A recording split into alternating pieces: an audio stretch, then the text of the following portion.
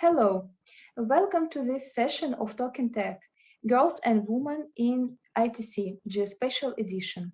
My name is Olesia Ignateva, and today I am delighted to be representing Talking Tech, Girls and Women in ICT, Geospatial Edition. And I'm excited to be having a discussion about geospatial career with Cecille Blake from the United Nations. Talking Tech is a series celebrating girls and women in tech being recorded around the world between Girls in ICT Day 2020 to Girls in ICT Day 2022. Cartography Masters and the United Nations Geospatial Network is pleased to be a partner on Talking Tech Geospatial Edition and host this session today. The goals of the series include two: interest and inspire girls and younger women with information about a range of geospatial careers that can be had. Bring before a broader audience some of the role model women in geospatial and share information about their career journeys and work. Offer diverse examples of how geospatial information and technology is being used to support achievements of the Sustainable Development Goals and other UN goals. Showcase initiatives that are working with girls to support them in geospatial studies of future geospatial careers.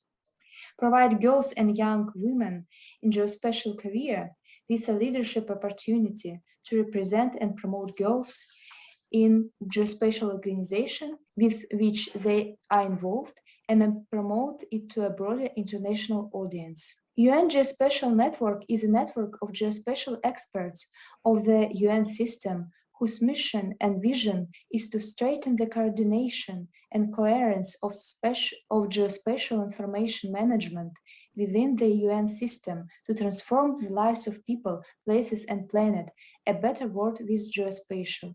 As you can see, a more gender-balanced geospatial sector is something that I'm passionate about and working towards, so I'm delighted now shift to a conversation with Ms. Cecille Blake from the United Nations.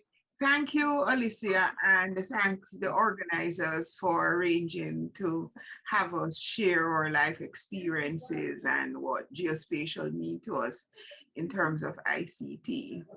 And how did my passion start? I think it started as a child where my father was a sailor for 38 years. He worked in an oil tanker and he traveled the entire world, and when he came home he shared the stories of all the places he had gone to, and that kindled my interest in learning about the world and in geography and seeing the places and understanding some of the things that he spoke about. And as a as a student in high school, I followed geography, and right up to my university where I pursued a degree in geography with social sciences. And thereafter, I pursued my GIS land information studies in Europe. And that was the start of my career in the geospatial sciences. Tell us about the teachers who encouraged you and the experience that taught you the most.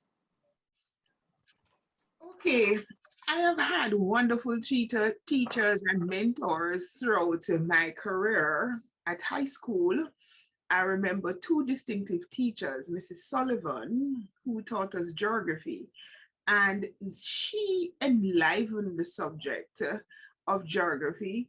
And then I went on to university, and we had some very interesting characters. But at the time, of course, in my first degree, GIS and information system was not taught, but it was all the concepts of geography and the usual geographical curriculum: economic geography, social geography, physical planning, economic geography.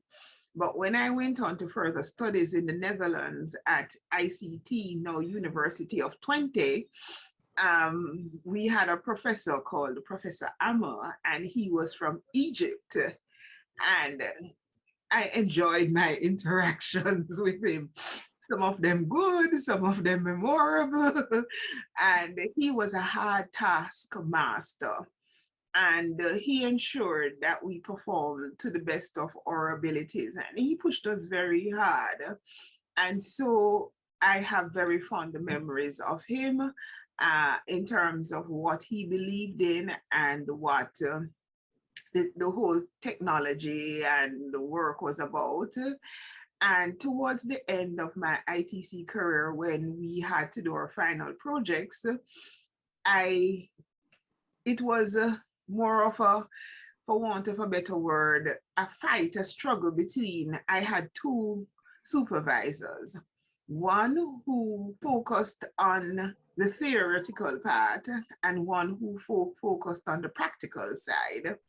And there was a tug of war between both because one who considered the whole theoretical part thought that it was important to understand the theories and what you were thinking and in terms of spatial thinking, and the other thought that you needed to master the software and use the software to create an application.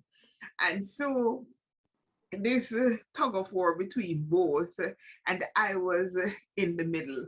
But I think it worked out to be rewarded in the end because I got the best of both worlds. So it was for me to use those two perspectives and bring them together to create my final project. Yeah. Cecille, I answered that question.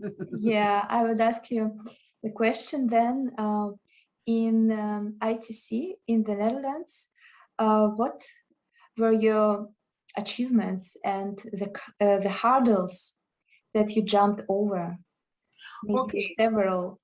When I went to the Netherlands, I was pretty young. I was in my early 20s, and I think I was the youngest in the class, and I was one of only 4 women, and of course the class was predominantly male. But I found that I was very surprised I was nominated as a form representative. So I was their form representative, the youngest, and a woman. And I just thought it was because I always spoke up a lot. I was always the first to raise my hand or have an opinion on a matter. I don't think it has changed. It has only gotten worse. But so I was the class representative among all these men.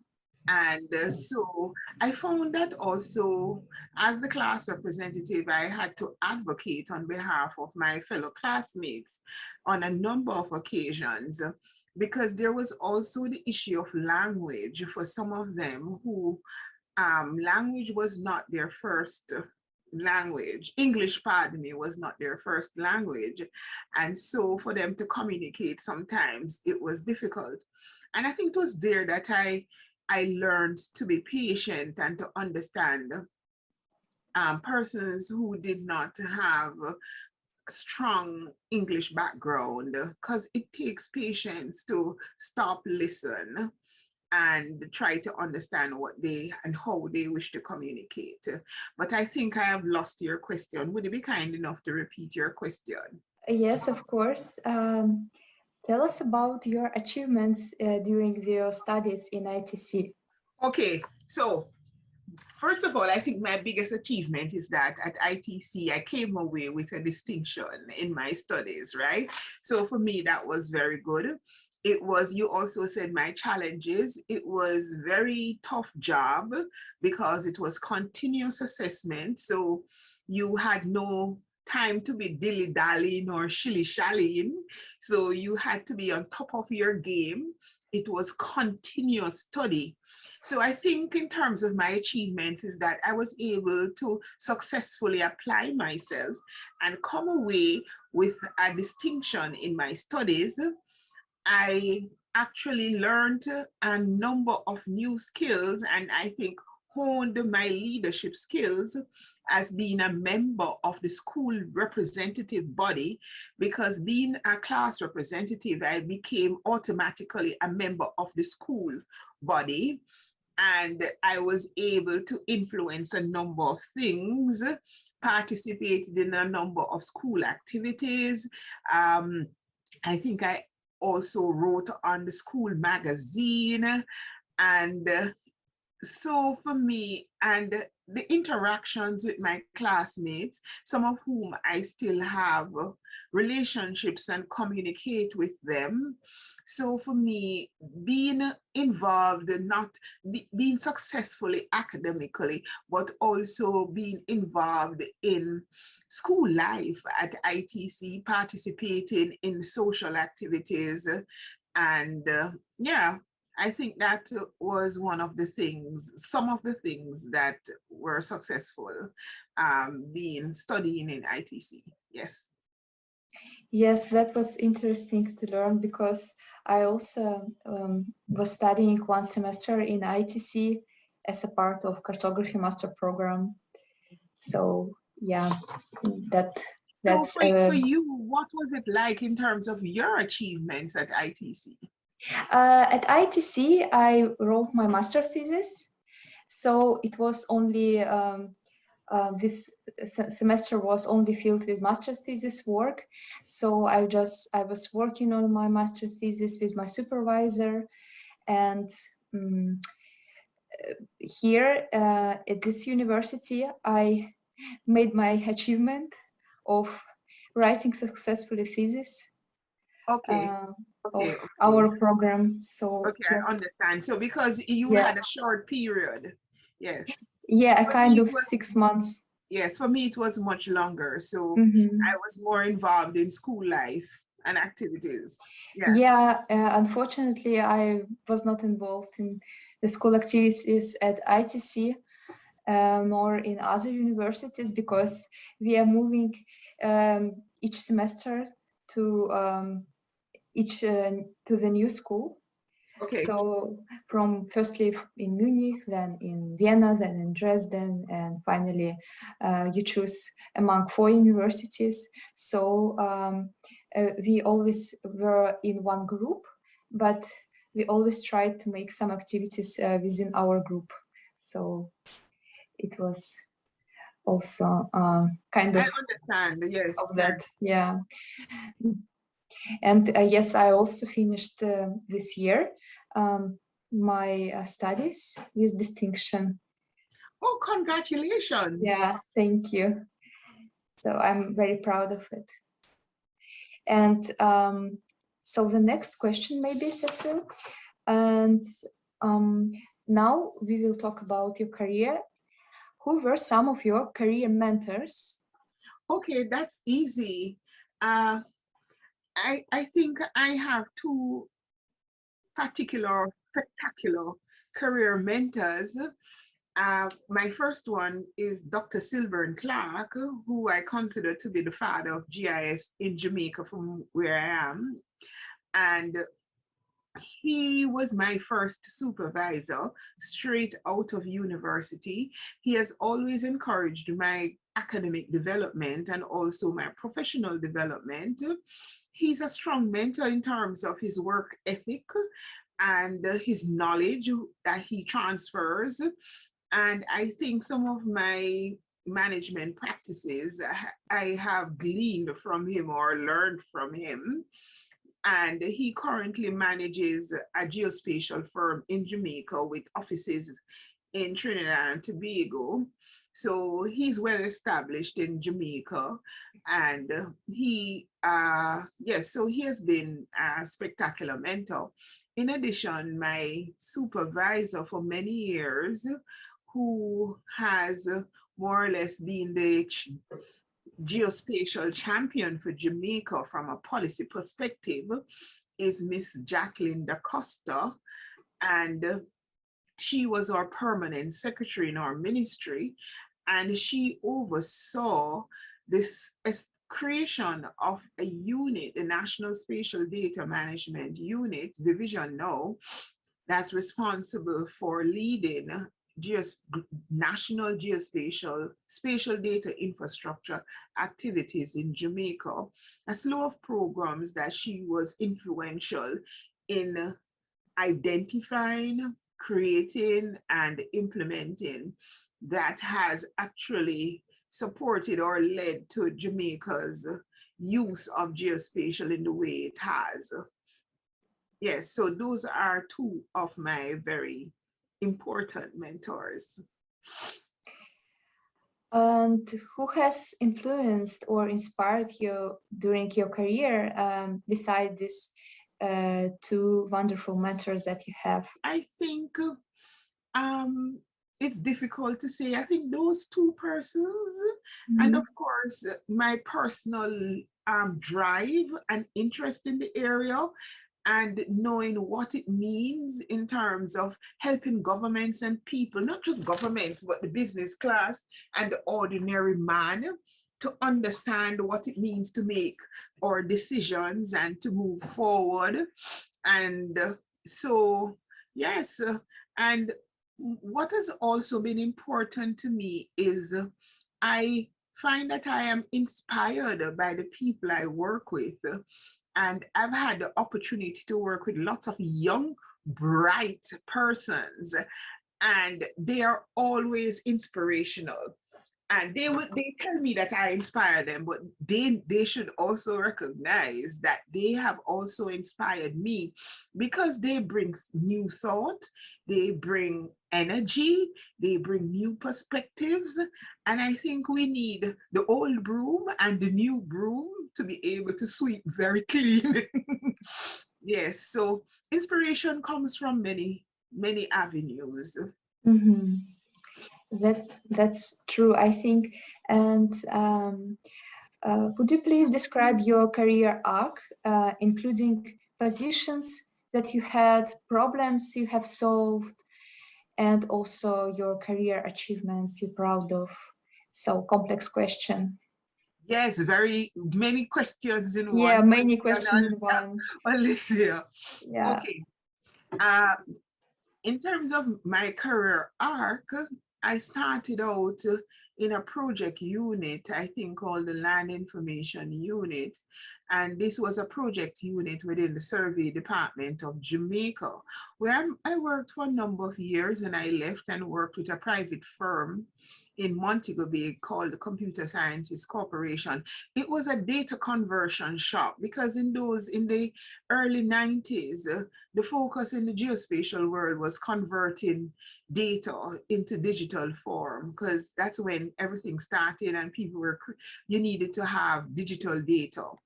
And so I worked there for a year, and then I was invited to come back to the National Survey Department to head up their land information unit, where a project was ongoing by the Inter-American Development Bank to put in place a land titling project for Jamaica.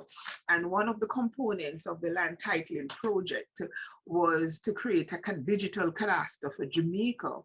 And so my unit was instrumental in doing lots of data conversion and building apps for that. And at the time, we were also reforming the land sector. So we saw where it was important to combine our land surveys, titles, and land valuation.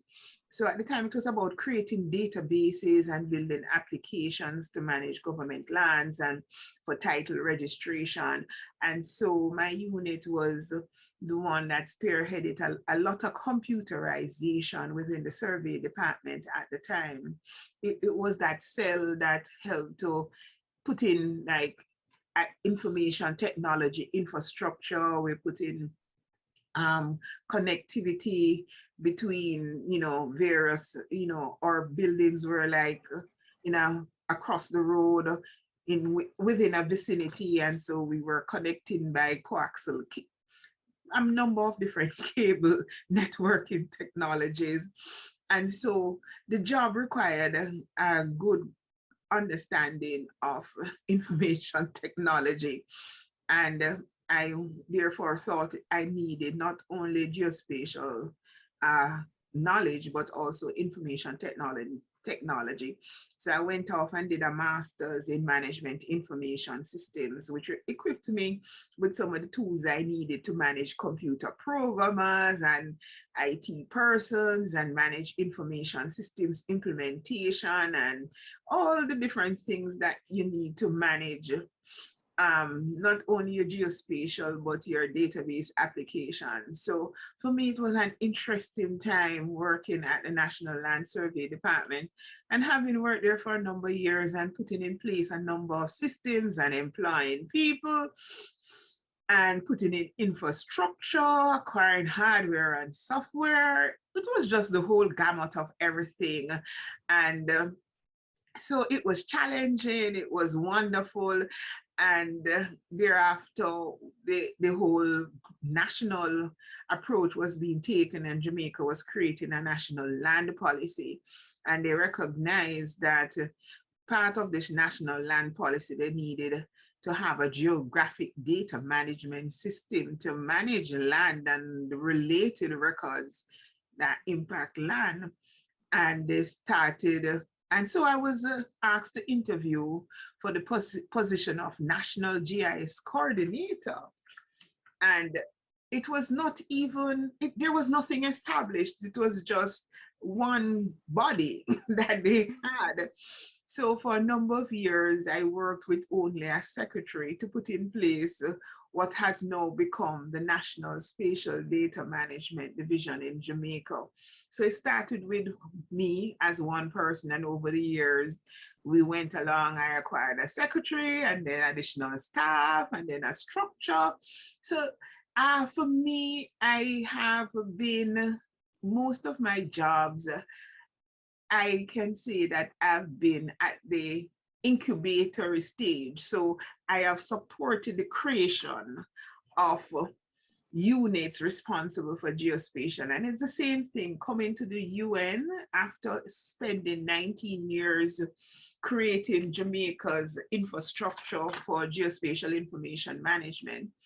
And I came to the UN, and now I'm part of a small team, again, an incubatory team that is responsible for putting in place strategies, global strategy for geospatial information management to support countries in their thrust to use geospatial to support national development and improve decision making. So I have transferred my skills. Similarly, that was done at the national level, now to the global level. So in Jamaica, I was working with many government agencies and departments. I think at one time I counted about 42 government agencies and departments that we were trying to encourage them to use geospatial to support their operations. So in Jamaica, I was working with the police, I was working National Water Resources, Ministry of Health, the Office of Disaster Management, or ODPM, that's the disaster agency. So we were working with a slew of agencies. We were working with the local government authorities. We were working with our agency responsible for national development and planning. We were working with our schools to get, we had a GIS in schools education program.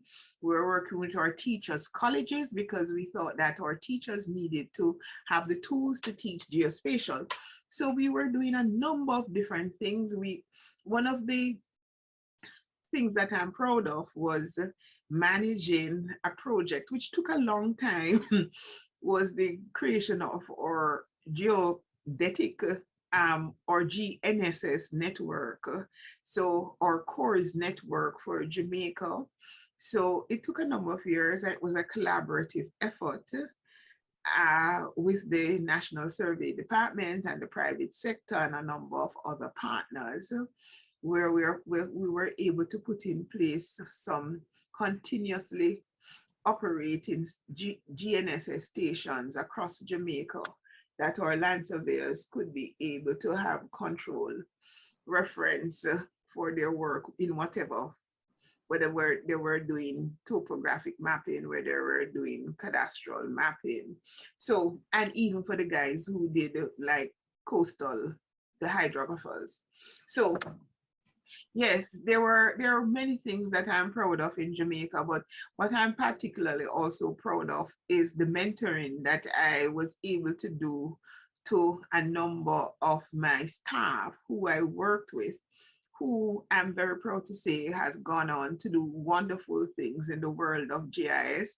They've branched out, they've gone to other government agencies, they've gone into the private sector, they have opened their own businesses. So I've had the pleasure of working with some very bright young persons, and I'm very, very proud of them. Yes. So for me, is the impact I've been able to make on the personal lives of the peers that I've worked with, my co-conspirators in forwarding what geospatial means to the average man and to national development and to the work of our country, yes, and our businesses and moving forward. Yes, I hope I've answered some of your questions, Yes, Olesia. yes, I think almost all of them, and everything sounds so inspiring. In And terms of challenges, because I don't think I had touched on that too much, but the mhm, challenge from a developing country perspective, Alicia, has always mhm, been access to resources and a number of things we have had to do without lots of money. And one of the things I learned from my mentor is the participatory approach. And so through participation and collaboration, we were able to achieve what we did. And she taught me how important it was in terms of bringing technical persons together, getting them on board. Yes, the power of working in groups and the joint approach. So that is what got us across, and being able to negotiate at the table, because negotiation skills and being able to approach the persons at the right time and using opportunities that come to you, those are some of the things that helped us to overcome some of our challenges, because most of the solutions don't happen at your desk, but through the networks and the relationships that you create, not just locally, but regionally and globally, to help us along. And Esri has been a partner to Jamaica for a very long time. And it is because of the relationship my mentor, Jacqueline DaCosta, built with Esri. And like for our GIS in schools education, she was talking to Jack Benjamin, and she said, we would like to have a GIS in schools education program. And he said, well, I think about it. And then he came to a conference in Jamaica. I think that was the EURISA conference in Montego Bay. It happened during 9/11. And he announced that he was given a grant of a US 1 million to support GIS education in Jamaica through software and technical support. And these are some of the things that happened to us that was very different. And it was through networking and the relationships that we created that made these things possible. And I found that the people challenges were the greatest challenges and not technology. We use technology, technology is accessible.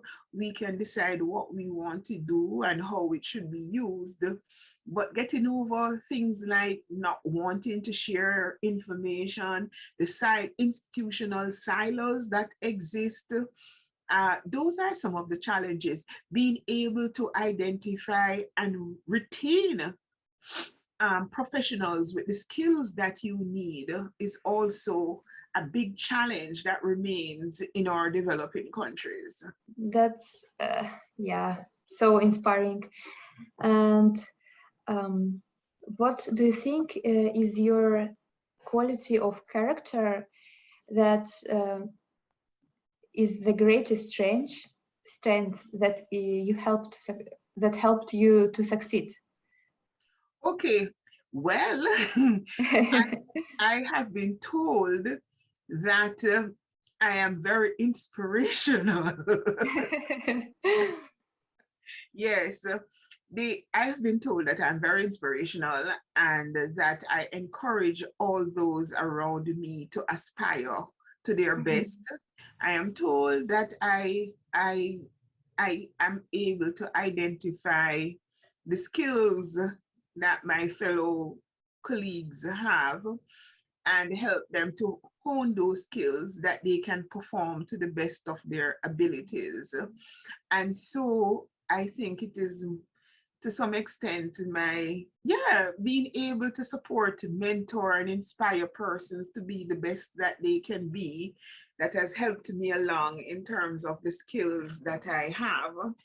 I have a very strong ethic in terms of being fair and fair play and being just. I think is also important in what you do, and also being able to be respectful is also important, and also to be trusting, yes, to a large degree, to trust your colleagues and in their abilities. Yes, so those are some of the qualities that I think are some of the hallmarks that I try to share. And how have you overcome your own weaknesses? Okay, sometimes I think I am a very hard taskmaster for myself. So I do personal introspection quite a bit. So and I do take on criticism if somebody says to me that, Cecile, there's something, I examine myself and I consider, is this a good evaluation? Does it make sense? And I decide what is best, and was it good, or was it something that I should take on, and then I move on from there. So I listen to constructive critique, yes, and I do personal introspection. And but of course, as I've gotten older, I've become a little bad, because I'm saying these are the qualities that have honed me. I am unique, and I am therefore at this stage not going to change. So to use my qualities to the best of my ability to move forward as I go along. I'm authentic. That's what I like to think. I'm authentic and I'm unique. Good. And maybe I ask my own question to you. So as a woman, have you feel sometimes in your life that you have to find a balance between career and family? Have you feel some pressure maybe that you need to, I don't know, to find a balance between these two things? I think I am single, free, not engaged. There is no balance. I've always just work, and I think that is something that has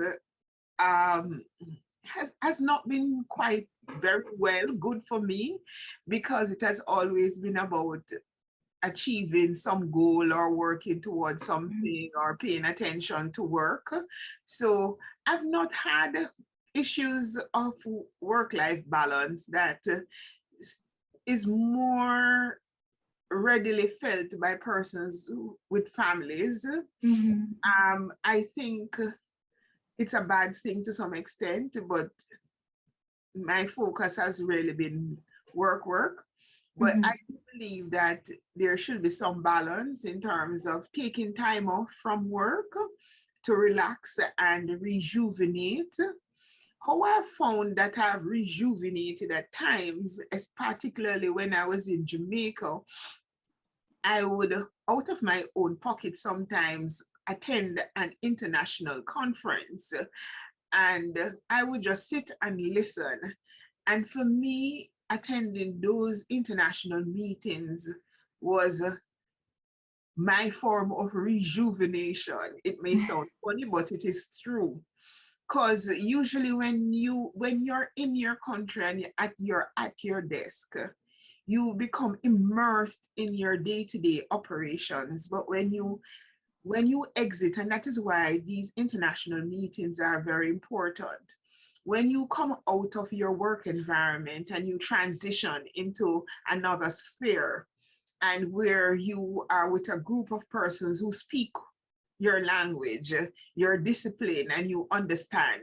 You sit and it's like you're imbibing and you're soaking up knowledge, new information, and it's like recharging.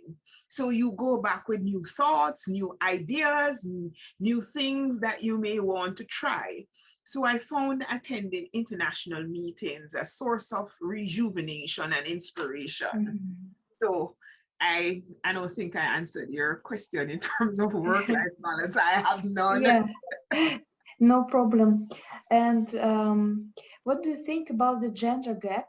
And have you encountered it in your own experience? Okay. The gap is real in the STEM and geospatial area. As I shared with you earlier, in my class at ITC, we had 4 females and the rest of the class, 30 or whatever, were males, or I don't remember the number, but it was predominantly male. Mhm. And even when you go to meetings, these same conferences and meetings, you would see a sea of khakis and black jackets or black suits. And so my signature has always been to wear some bright color to stand out. Not only because it matches suits my skin tone, but I was always so, oh gosh, all these men around me, where are the women? But it has been so, I think, because from where I came from in Jamaica, ladies ladies shied away from doing sciences and math and that kind of thing. And so classes were always more predominantly men who were more inclined to do the land sciences, surveying and mapping and that kind of thing. So in the Caribbean, more so in Jamaica, yes, we have more men pursuing, but we also had an equal number of women. Because I think in the Caribbean, women have led some of our geospatial work. In the Bahamas, a woman is the head of the geospatial unit. We have Laverne in, I think Montserrat, Montserrat. We have some women in Trinidad and Tobago. So the gender gap is there, but it is not so much of an issue where I come from. In Jamaica, it still remains. I think it is changing in terms of more women are entering in the whole field of geospatial, which I think is wonderful, but I still think that there's more to do, more work to do. In Jamaica, we had a focused GIS in schools education program. So we found that we had lots of women who became aware of the work area and thought that it would be important to join this career. So yes, I've had challenges. I mean, in terms of being a woman and in charge of a unit, and not just within the fraternity, but just men in general tend to sometimes say what this woman is about, and they'll make funny comments about, things like petticoat management and, very snark, bad remarks, but they're immaterial. You move ahead. That's right. And what would you tell young women today to inspire them to enter geospatial field? I think for me, not just in the geospatial field, but I tell young persons who want to decide on their career that you must be enjoying it. Because if you enjoy it, you will succeed, because you'll put in the time, you'll put in the effort, you'll put in the energy that is required to make you succeed. So first, you need to recognize if you enjoy working in this field. And if you enjoy working in this field, go for it. The sky's the limit. You will just need to be able to one of the things about the geospatial field, as in most fields, is constant learning. So you need to be able to be constantly honing your skills and improving your skills. Yes, so there needs to be a desire to also achieve continuous learning, and you need to love what you're doing. Okay, so probably we will finish. I will finish asking you on this question. Yes, so I just have a question for you in terms of having completed your master's and now you're doing your own thing. What are your plans for your future? So far, I still haven't decided on the main goals. Now I'm thinking about growing in this field as a GIS specialist or as a cartographer, working with different projects to gain a real experience on a real projects, which I have started recently with one of the companies in Russia, and I'm helping them in their projects with my competence that I gained in my master program. So now I'm really enjoying, and I'm excited of doing something with my own hands, like to touch real data, to do something significant or not so, but do just to learn something from real experience. So and maybe in future I'll become successful and a leader of this field. So yeah, I've just started my way in geospatial career, and I hope that it will be successful, and yeah, I'll do my best for this. Okay, I wish you the very best and all the successes as you journey throughout your, I'm sure, would be a rewarding career. Thank you very much. Yes, and also I can say that in Russia, this field is growing nowadays, and there is a huge demand for the young specialist, and not young, just for everyone. And yeah, a lot of tasks. Yeah. It was a pleasure speaking to you and sharing. Yeah, likewise. Thank you very much for this interview. And that wraps up our session today for Talking Tech, Girls and Women in ICT, Geospatial Edition. Thank you so much again, Cecille. You're most welcome. Yeah, I really enjoyed our chat today, and thank you, our viewers, for watching. I hope this series will inspire someone, some girls and women, young women, to build their careers in geospatial. Thank you. All the best.